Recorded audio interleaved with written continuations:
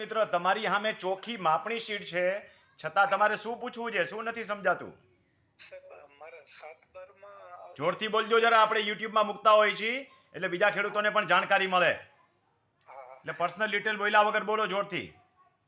મારે છે ને 7/12 7.61 છે અને માપણી શીટમાં 7.71 પણ છે. માપણી શીટમાં તો ચોખ્ખું બતાવ્યું કે તમારી હવા 3 ગુઠા બાજુવાળો ખાઈ જાય છે અને રસ્તામાં 4 ગુઠા ખાઈ જાય છે. 7.5 ગુઠા જગ્યા તમારી ખવાઈ જાય છે. તો એ તમને દેખાતી નથી કે સમજાતી નથી માપણી શીટમાંથી?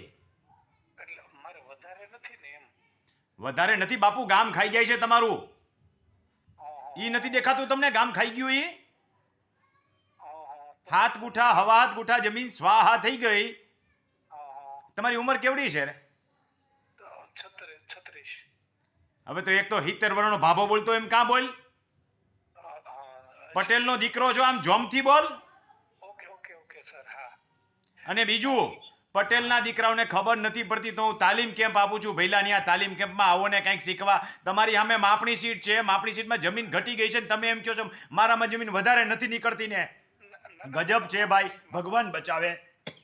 એવું નથી, માપણી શીટમાં થોડીક વધારે દેખાડે છે. મારે તંબુરો બતાવે છે, બાજુમાં ચોખ્ખું લખ્યું છે કે હવા 3 ગુઠા તમારી જમીન બાજુવાળો 151 નંબરમાં ખાઈ ગયો છે અને માર્ગમાં તમારી જમીન જાય છે, તોય તમને હજી એમ લાગે છે કે વધારે દેખાડે છે.